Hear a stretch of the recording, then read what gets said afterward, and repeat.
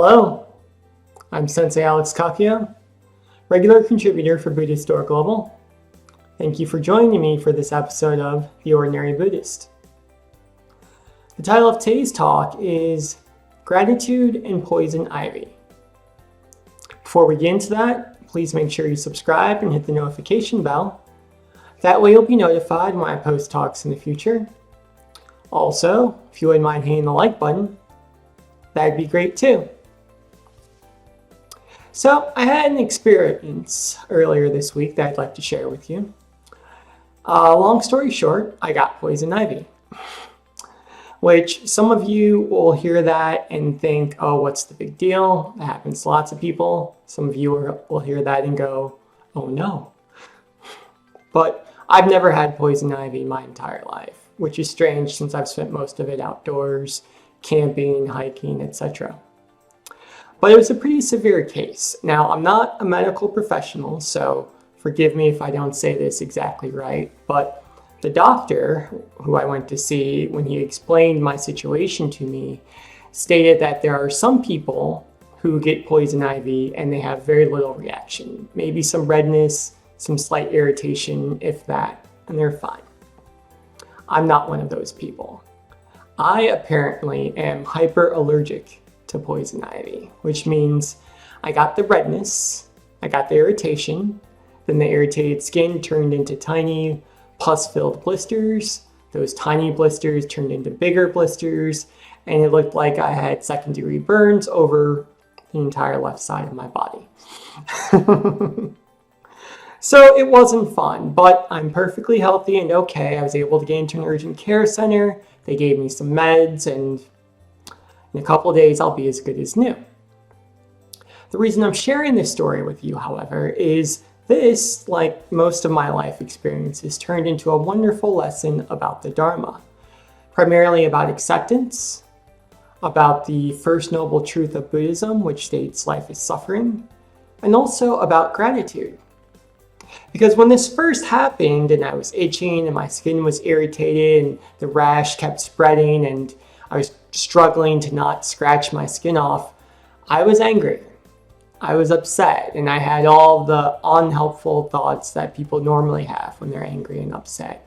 I don't deserve this. This is ridiculous. Yard work shouldn't be life-threatening, but it was happening, right? And then I go to the urgent care center the next day. The doctor sees me, and he was great. Immediately recognized what was happening, gave me my prescription, and the medicine worked pretty quickly. And as it was working, some thoughts started to come into my head. First off, I stopped being so irritated about my situation. I just accepted it. I wanted to live in the country. I wanted to start a homestead. Things like poison ivy just come with the territory.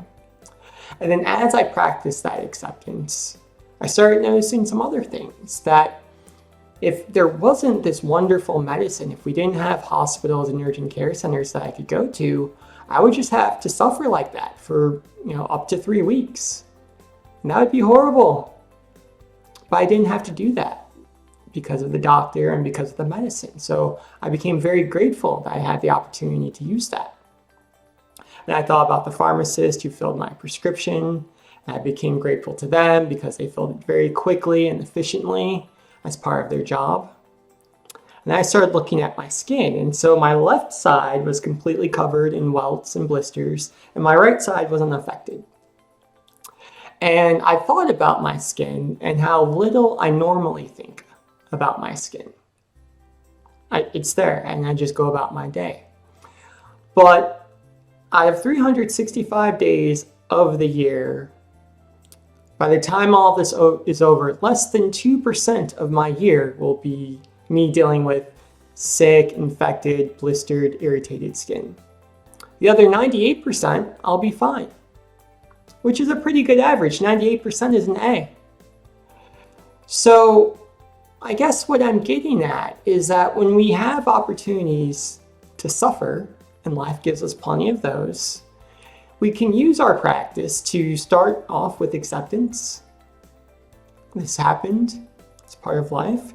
And then that acceptance makes way for gratitude. And we begin to appreciate things that we didn't appreciate before.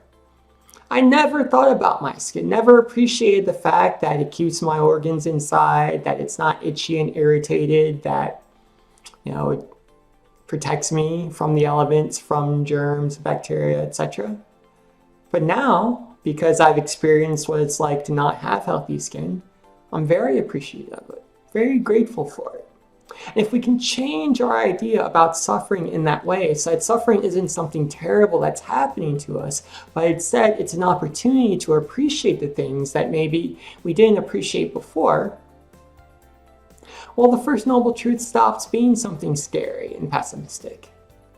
Instead, it becomes hopeful, exciting even. If we understand that starvation is a normal part of life, we become grateful every time we open the refrigerator and find food. If we accept the fact that many people in the world are lonely, we become very appreciative of the loved ones and the friends and the family we have in our own lives. And when we recognize what happens when our skin isn't functioning the way it's supposed to, well, we do a vow of gratitude not only for the flesh that covers our bones, but all the people who help to protect it. Amitabha.